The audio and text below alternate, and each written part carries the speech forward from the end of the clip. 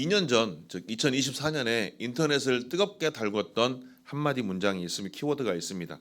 바로 나는 내 삶의 주인이라는 표현입니다. 자, SNS를 열면 수백만 개의 이 게시물이 자신마다 자신의 기준을 나타내면서 뭘 표현할까요? 내가 내 삶의 주인이다라고 얘기를 합니다. 그런데 그런 삶을 나타내면서 무엇을 얘기할까요? 남의 시선 따위는 생각하지 마라. 내 감정이 내 삶의 완성이다. 이렇게만 얘기합니다. 누구도 나를 판단할 수 없으니 이러한 문구들이 인터넷을 떠돌면서 SNS를 떠돌면서 유튜브 영상을 통해서 나의 잘남을, 나의 자기 개발을 늘 나타내 보이고 있습니다.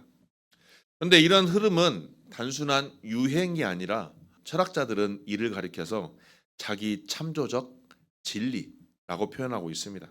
즉 진리의 기준이 외부의 절대적 기범이 아니라 자신의 감정과 경험에서 나온다는 세계관이라는 것입니다. 우리가 살아가는 이 세계, 세상의 공통적 가치관을 기준을 부정하고 어떻습니까? 내 소견에 옳은 대로만 행하고 있습니다. 어찌 보면 자기 소견에 옳은 대로 행하다는 것은 매우 자신감이 넘치고 당당하다라고 말할 수 있습니다. 그러나 오늘 성경을 통해서 우리는 하나님께서 자기 소견에 옳은 대로 행하는 삶이 과연 옳은 삶인가? 무엇이 그러면 그리스도인으로서 마땅한 삶인가를 오늘 말씀을 통해 말씀하고 있습니다. 오늘 말씀은 사사기 21장 25절의 말씀으로 사사기의 가장 마지막에 적혀 있는 말씀입니다. 다시 한번 이 말씀을 함께 읽겠습니다. 그때에 이스라엘에 왕이 없으므로 사람이 각기 자기 소견에 옳은 대로 행하였더라. 자, 이 짧은 한 절이 사사기의 모든 이야기를 요약합니다. 그리고 놀랍게도 이 짧은 한 문장은 오늘날 우리 시대를 다시 이야기하기도 합니다. 우리가 살아가고 있는 세대는 어떻습니까? 성경이 쓰여질 때보다 2000년 후입니다. 그러나 2000년보다 더 앞선 사사기 시대 때나 지금의 시대나 별반 다름이 없다라는 것입니다. 무엇이 다름이 없을까요? 첫 번째가 왕이 없으면 혼란이 온다라는 것입니다. 사사시대는 이스라엘 역사 가운데 가장 어두운 시기를 기록한 책입니다. 사사기를 기록된 배경을 보면 어떻습니까? 하나님께서 천지를 창조하시고 이제 하나님의 나라를 백성으로 삼기 위해서 아담을 지으셨지만 아담과 아담의 후예들이 계속 죄를 범하기 때문에 하나님께서 홍수 시대를 거쳐서 리셋을 합니다. 세상을 다시 한번 세팅을 하는 것이죠. 그러나 그 후에 사람들도 여전히 하나님 앞에 범죄함으로 말미암아 하나님께서는 세상의 모범이 되는 본이 되는 나라를 세우시기 위하여 이스라엘이라는 나라 창조 계획을 세우십니다. 그 이스라엘 나라의 창조 계획을 세우시기 위해 민족을 만드시기 위해 이스라엘 나라를 선택하셨고 그들이 애굽에서 노예 생활하는 곳에서 출애굽하게 하여 이제 가나안 하나님께서 지정하신 가나안 땅에 정착하게 만드십니다. 그러면 이제 구원받은 이스라엘 백성들이 가나안 땅에서 하나님 나라의 백성으로 세상에 본이 되는 나라의 삶을 살아야 하지만 그렇지 못하고 백성들은 어떻습니까? 이스라엘 백성들은 하나님께서 원하시는 하나님 나라의 백성의 삶을 살지 않고 너무나 똑같은 실수의 패턴을 반복합니다. 그 첫 번째가 바로 하나님을 잊어버립니다. 자신들을 구원하신 하나님을 잊어버리고 하나님을 섬기는 게 아니라 우상을 섬깁니다.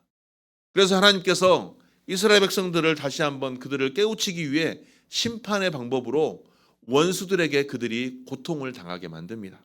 그러면 하나님께서 그들이 다시 깨우치기를 원하지만 여전히 무지한 백성들이기 때문에 그들이 하나님께 하나님 우리가 너무나도 힘듭니다. 살려주세요라고 부르짖게 되면 하나님이 사사를 세워 그들을 두 원수들의 손에서 구원하시게 됩니다.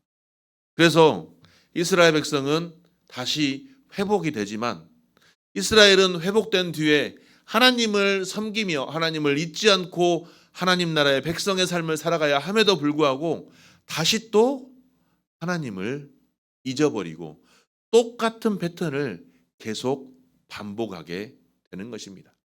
그래서 또 다른 나라의 원수들로 고통당하면 하나님께서 다시 사사를 세우시고 다시 회복해 하시고 다시 회복하면 다시 잊어버리고 다시 범죄함으로 이 사이클의 패턴이 사사기의 전체의 내용인 것입니다.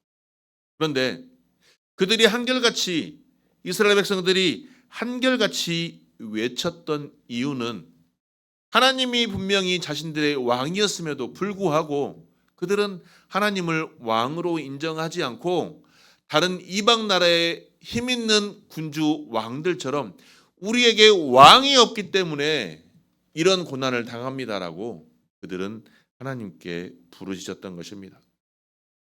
자, 이스라엘 백성들의 문제는 뭐였습니까? 진실로 인간 왕, 다른 나라들처럼 힘이 있는 왕이 없었기 때문일까요? 아니죠. 정말 하나님을 왕으로 인정하지 않는 데 있었습니다. 그들은 위기 상황에서 하나님을 단순히 자신들을 구원해 줄 수 있는 위기 상황에서 건져내 줄 수 있는 비상용 신으로만 간주했었던 것입니다. 나의 주권자, 우리의 모든 삶을 인도하시는 하나님을 바라보지 않고 단순히 내가 힘들 때, 내가 어려울 때, 내가 문제가 있을 때 그러한 문제들을 해결해 줄 수 있는 해결자로서의 왕으로만 알고 있었던 것입니다. 그래서 그들은 보이지 않는 하나님보다 눈에 보이는 것들을 선택하였습니다. 그래서 그러한 내용들이 사사기 전반에 걸쳐서 나옵니다. 사사기 8장 27절을 보면 기드온은 개인용 에봇을 만들어 이스라엘로 하여금 우상을 숭배하게 하였습니다. 미가는 어떻습니까? 집에 신당을 차려놓고 자신만의 신앙 시스템, 즉 자신만의 교회를 만들었습니다. 또 단지파는 어떻습니까? 하나님께서 허락하신 땅을 포기하고 자신들이 살기 좋은 땅, 자신들이 원하는 땅, 손쉬운 땅을 찾아 떠났습니다. 레위인은 어떻습니까? 하나님의 말씀에 따라 이스라엘 백성들을 교육해야 되고 하나님을 섬기는 삶을 살아야 하는 레위인마저도 첩을 두고 율법을 어기는 삶을 살았습니다.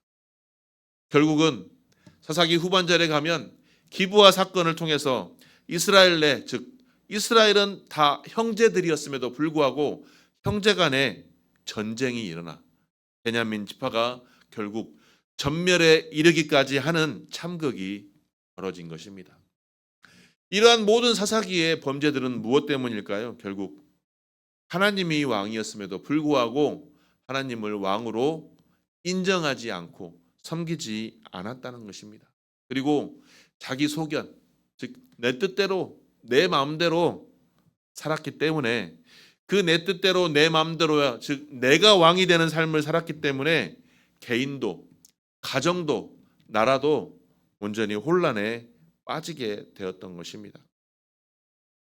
사랑하는 성도 여러분, 내 소견에 오른 대로, 자기 소견에 오른 대로 살아가는 게 결코 옳지만은 않다는 것입니다.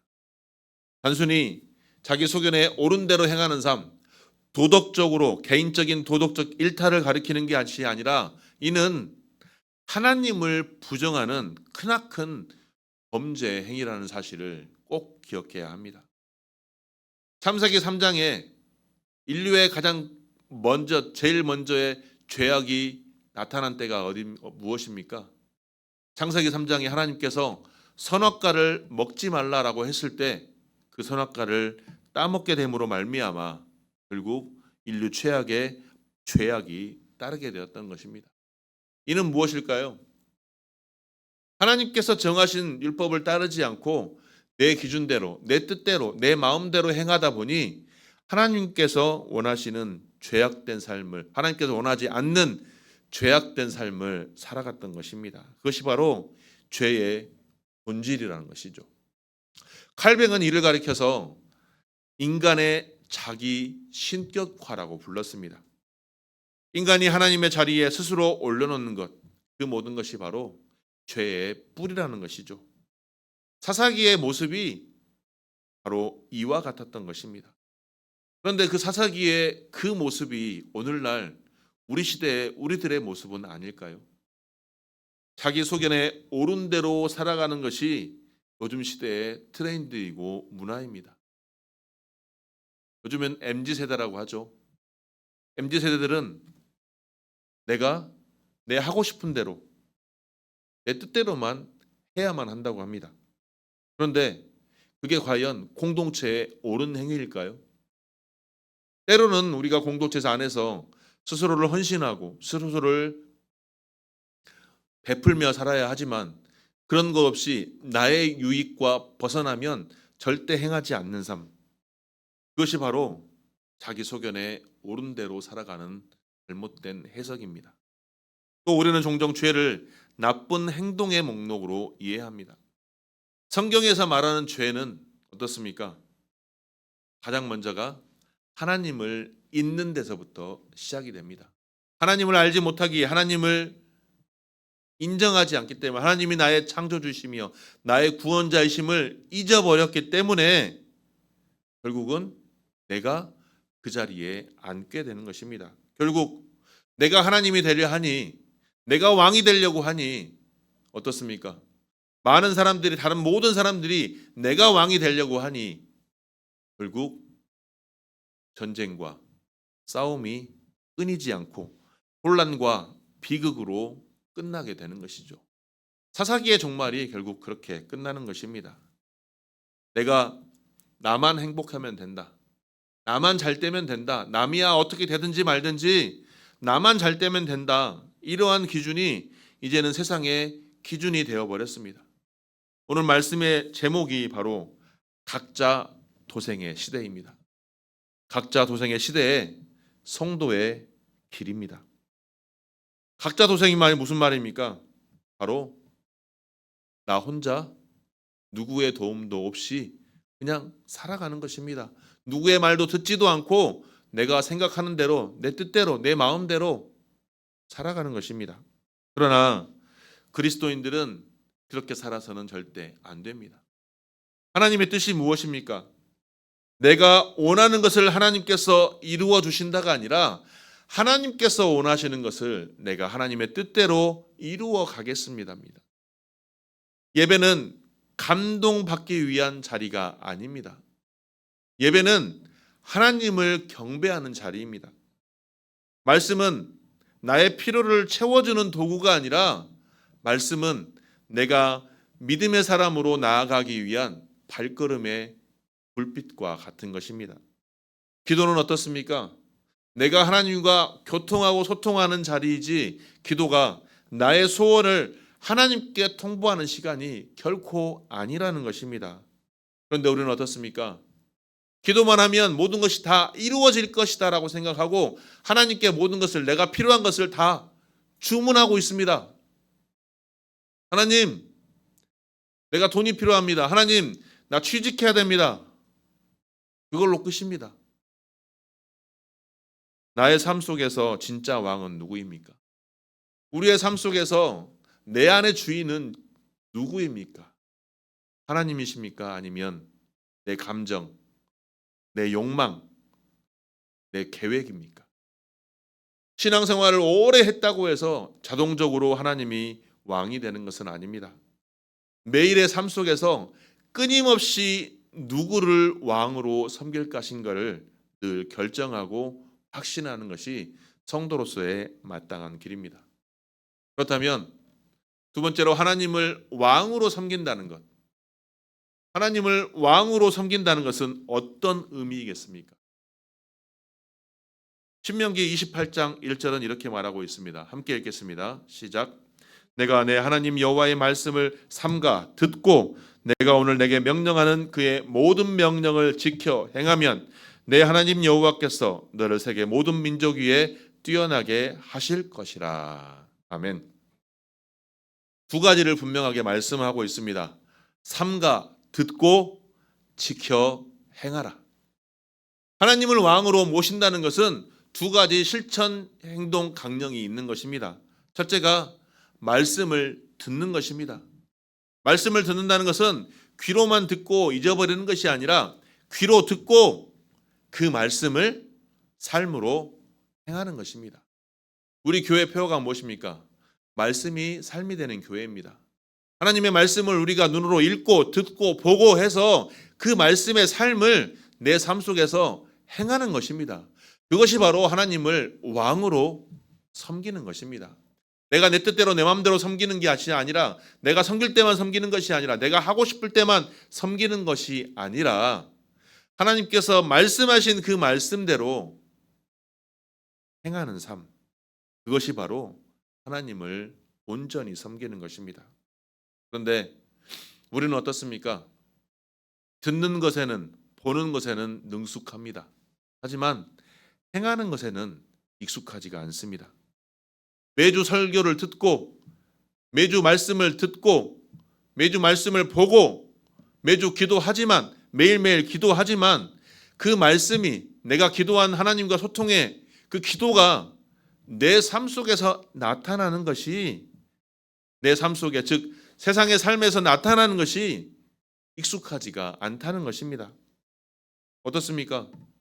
어떠한 사건이 생기고 어떤 문제가 생기면 목사나 장로나 집사나 다 상관없습니다.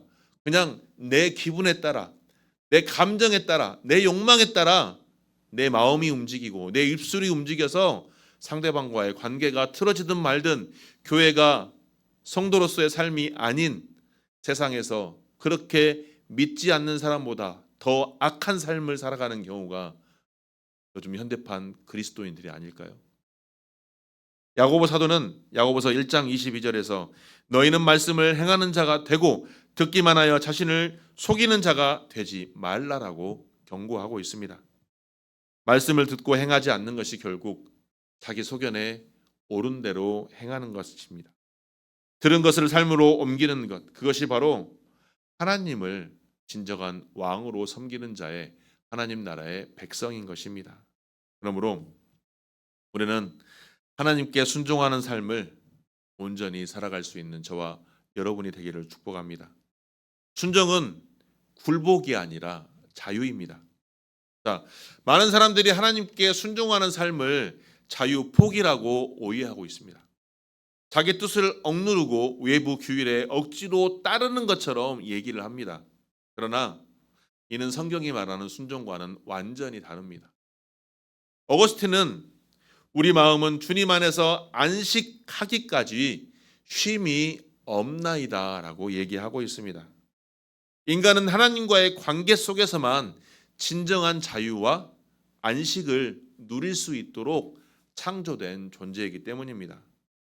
자기 소견에 옳은 대로 사는 삶이 자유함처럼 느끼지만 결코 자유함이 아니라 방향 없는 표류와 같다는 것이죠. 물고기가 물 속에 있을 때만 자유함을 느낄 수 있지. 나는 이곳에서 갇혀 있으니 이곳을 떠날 거야 하고 어항을 뛰쳐나오면 어떻게 될까요? 죽습니다. 물고기가 나는 어항에 갇혀 있으니 이곳에서 자유함을 누릴 거야 하고 어항 밖을 나오는 순간 물고기는 죽습니다.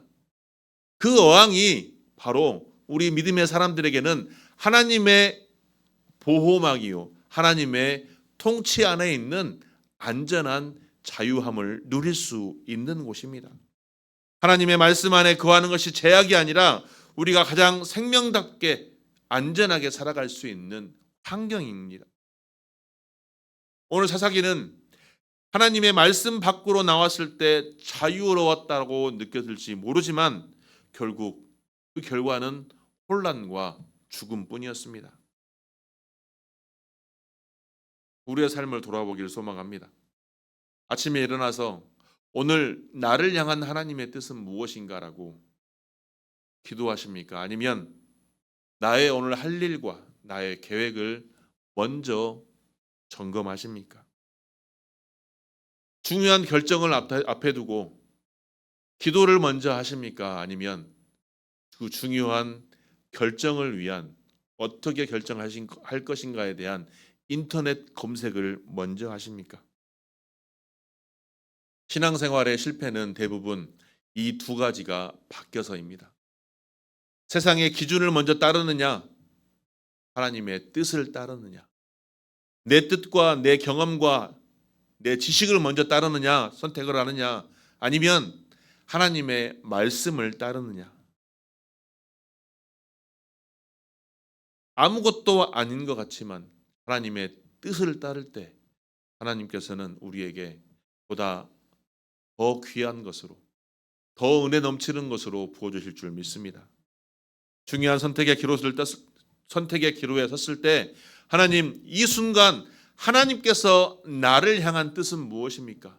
이 상황 속에 하나님의 뜻은 무엇입니까? 라고 먼저 기도할 수 있는 저와 여러분이 되시기를 축복합니다. 다수의 의견보다는 하나님의 뜻이 먼저입니다. 하나님의 뜻을, 하나님의 말씀이 하나님의 뜻에 어긋난다면, 하나님의 말씀에 어긋난다면 아무리 다수의 의견이라 할지라도 과감하게 거부하고 단호하게 떨쳐낼 수 있는 그 용기가 저와 여러분의 용기가 되기를 소망합니다. 그랬을 때 우리는 진정한 하나님의 뜻에 합당한 자로 온전히 세워질 수 있는 것입니다. 그럼에도 불구하고 우리는 여전히 죄성 많은 삶을 살아갑니다.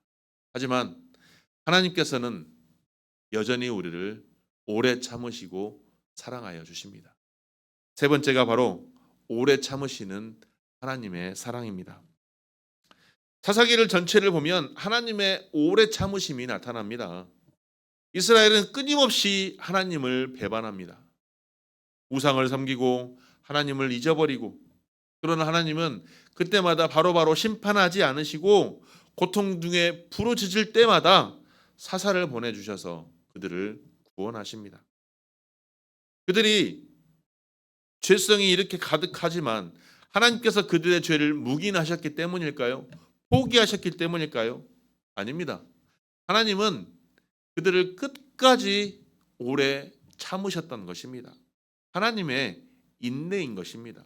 베드로후서 3장 9절에서 주께서 어떤 이들이 더디다고 생각하는 것 같이 약속을 더디 이루는 것이 아니라 오직 너희를 대하여 오래 참으사 아무도 멸망하지 아니하고 다 회개하기에 이르기를 원하시느니라 라고 고백하고 있습니다. 하나님께서 기다리시는 이유는, 오래 참으시는 이유는 우리가 돌이키기를 원하시기 때문입니다.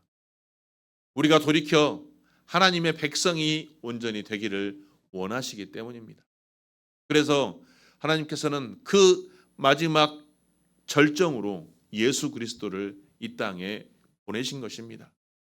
요한복음 3장 16절 말씀을 보면 하나님이 세상을 이처럼 사랑하사 독생자를 주셨으니 이는 그를 믿는 자마다 멸망하지 않고 영생을 얻게 하려 하심이라 라고 말씀하고 있습니다. 사랑하는 성도 여러분, 하나님께서는 이처럼 우리를 사랑하십니다. 독생자 자기의 아들을 보내셔서 십자가에 죽기까지 하심으로, 그리고 그를 믿는 자마다 결코 심판하지 않고 영생까지 주시겠다고 약속하고 있습니다. 이것이 바로 하나님의 은혜가 아니고 무엇이겠습니까? 그 어떤 사람도 자신의 공로로, 자신의 자격으로 구원을 얻을 수 없습니다. 오직 하나님의 은혜로만 구원을 얻을 수 있는 것입니다. 그래서 사도 바울은 로마서 5장 8절에서 우리가 아직 죄인되었을 때 그리스도께서 우리를 위하여 죽으심으로 하나님께서 우리에 대한 자기 사랑을 확증하셨느니라 라고 말씀하고 있습니다. 이 은혜 앞에 선다면 어찌 자기 소견에 옳은 대로 삶을 살아갈 수 있겠습니까? 하나님을 바라보며 내가 맞습니다 하나님, 내 뜻대로 행하겠습니다라고 어찌 말할 수 있겠습니까? 그런 사람은 결국 하나님의 뜻에 어긋난 자입니다. 이런 하나님의 은혜를 알게 된다면 회개하지 않을 수 없는 것입니다. 은혜를 아는 자만이 하나님의 은혜를 아는 자만이 회개를 할 수 있는 것입니다. 왜? 두려움 때문이 아니라 그 하나님의 사랑을 알기 때문입니다. 그 하나님의 사랑을 경험했기 때문입니다. 그 하나님의 사랑을 경험했기 때문에 그 사랑을 전하지 않고는 배길 수가 없는 것입니다. 마틴 루터가 종교개혁의 불씨를 당긴 것도 바로 이 하나님의 은혜를 깨달았기 때문입니다. 솔라 그라티아, 하나님의 은혜를, 오직 은혜를 깨달았기에 우리는 우리 스스로 은혜로 만들 수 없습니다. 우리 스스로 의롭다 할 수 없습니다. 그러므로 이 은혜 앞에 무릎 꿇을 수밖에 없는 것입니다. 그 하나님의 사랑, 나를 향한 너무나도 오래 참으시는 사랑, 그러면 우리는 어떻게 표현하시겠습니까? 나를 향한 그 하나님의 사랑을 내 주변 이웃에게 흘려 보내야 하는 것입니다. 여전히 자기 소견에 옳은 대로 살아가는 사람들에게 그 하나님의 사랑을 흘려 보내야 하는 것입니다. 하나님께서 나를 오래 참으셨던 것처럼 그들이 행하는 잘못을 오래 참아주며 그들과 함께 사랑으로 품을 수 있는 우리가 되어야 하는 것입니다. 여전히 우리나라는 극심한 갈등과 분열 속에 있습니다. 세대 간의 갈등, 이념적 대립, 그리고 경제적 불평등이 공동체를 갈기갈기 찢어놓습니다. 이런 시대에 이 시대의 교회가 해야 할 일은 바로 자기 소견에 옳은 대로가 아닌 하나님의 소견에 옳은 대로, 자기 이익이 아닌 하나님의 사랑으로 이웃을 섬기는 것. 그것이 바로 이 시대의 교회가 행해야 될 사명인 것입니다. 그러려면 오늘 나의 삶 속에 내 안의 주인이 내가 아닌 오직 하나님이 되시기를 축복합니다. 나의 가정에서, 직장에서, 이웃에서 하나님이 내 안의 주인이시고 하나님이 왕이시라면 내가 내 뜻대로, 내 소견대로 행하는 삶이 아니라 하나님께서 원하시는 삶으로 나아가 하나님의 복음의 예배자로, 복음 전파자의 삶으로 온전히 나아감으로 하나님의 뜻을 이루시고 이 땅이 하나님께서 원하시는 하나님의 나라가 온전히 세워지는 일에 크게 쓰임받는 주의 일꾼들로 축복받는 삶을 살아가시기를 주님의 이름으로 축원합니다.